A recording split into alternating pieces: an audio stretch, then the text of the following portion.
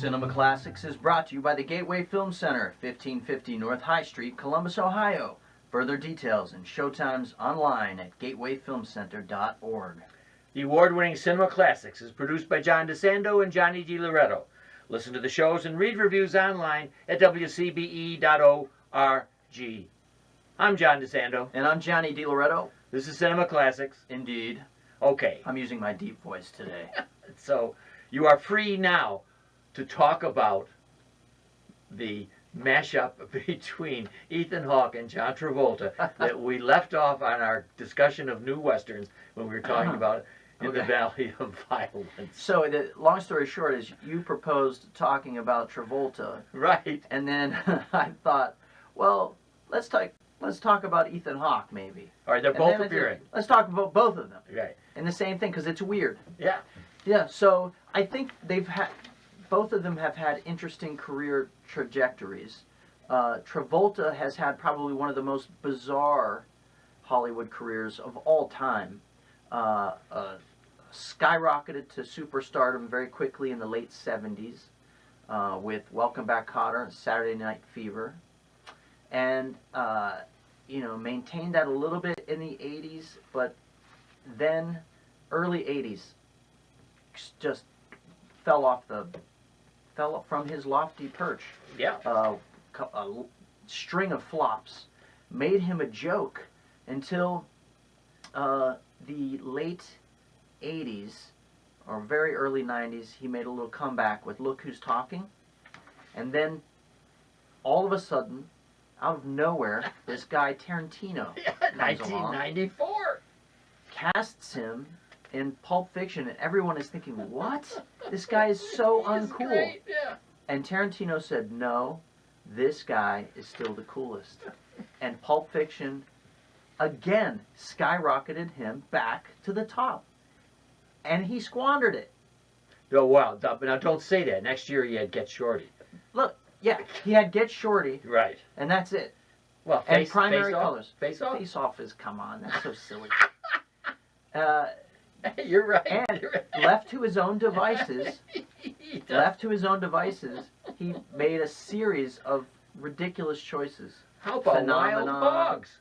Wow, come on. That's what I mean. It's terrible. It's your thesis. How about Battlefield 8? He ruined it. The only thing that stands out in that post Pulp Fiction Get Shorty era is primary colors. Yeah. Now, you look at Ethan Hawke. Here's a guy that also kind of skyrocketed to a sort of a smaller level of fame. You're never going to go see an Ethan Hawke movie because Ethan Hawke is in it. You know what I mean? You know when they say a guy opens a picture? You're right, he does not. Ethan Hawke doesn't open a picture. I don't think he was the first choice, probably, for In the Valley of Violence. Yeah, right. Interesting thing is, I never liked him. Never liked the guy. I always thought he was annoying from Reality Bites onward. But you know something? Yeah. Travolta, 2 Oscar nominations. Hawke, 4. And 2 of those for writing. Is that true? Well, I try not to bring bogus information to our thousands of people who are listening to us. I didn't know that. Yeah. Ethan Hawke has first 4. of all, what are his 2 acting nominations? Boyhood and Training Day. Boyhood and Training Day. Okay. Which I recently just watched Training Day on Amazon. Okay. Interesting. Okay. Isn't that your boy Anton Fuqua that you dissed last time? Yeah. Okay, I got it. No, it was good. It was fun. In the Linklater Befores, he got 2 nominations because he was Before Sunrise and Before Midnight. Right. He got writing nominations for this. Yes. Interesting. Yeah. Okay. So here's a guy who's quietly sort of taken that B-level acting, You're right, and he's actually a well-respected novelist. Yeah. No. So he's a bright guy. So you can imagine, as an English major, how annoying that was for me when Ethan Hawke started writing. I know, but still. I wanted to, But anyway, it's your thesis. He's kind of quietly competent. Yes, and as he grows up, as he's grown into his a masculinity and a sort of, same thing that happened to Brad Pitt. It matured, and something happens. I notice now when he's on screen, he does less. You know, he's not quite as cloying. There was a movie a couple of years ago that came out. You're gonna have to look at your list. Good Kill. No, not Good Kill. Maggie's Plan. Oh Maggie's yeah, Plan 2015. You're Greta right. Gerwig Yeah. and Ethan Hawke. Yeah. And he is sort of in a, you know, in some ways, it's his Unforgiven, because he's calling attention to all the things that I thought were annoying about him. Huh. You know, prior to Alright. that point in his All career. right. Sort of a self-involved, little fussy guy. Okay. You know, Yeah. he's a professor.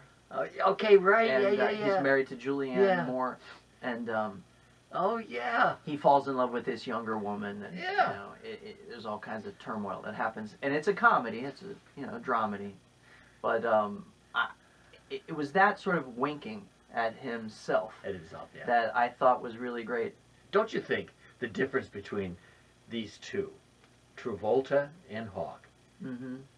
Listen, if you don't think Travolta himself can tell you the difference between the two of them.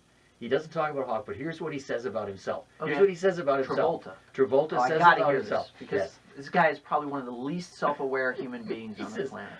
I don't think I'm very cool as a person. I'm just better than anyone else at acting cool. That Isn't is that cool. Yes, it is. Yeah. He said that? Yeah. And Ethan Hawke isn't cool. Right. I know, but here's the funny thing is, like, yeah, it's interesting. I get the impression that John Travolta is not a cool guy, because he makes such stupid choices, and he just seems weird, and you know. Well, the Scientology business is a bit strange. Yeah, I know. Well, who cares? I can't.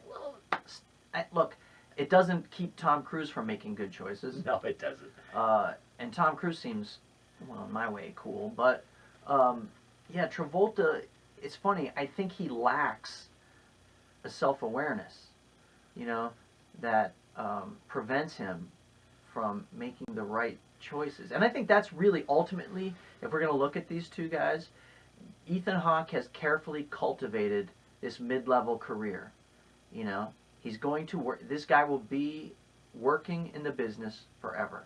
Probably Travolta will too, but not at the level that he was. Here's an answer maybe to your question. Yeah. About his choices, which are scattershot. He owns, or at least part owner, of a Boeing 707. Mm-hmm. He's an intrepid flyer. Right. He has a lot of planes, I think, and perhaps wives. I think there's something that Wait, pushes. he's got a lot of wives? I didn't think- know that. Yeah, I think he has some financial commitments. Let's just say. Keep hearing he has a lot of masseuses or masseurs.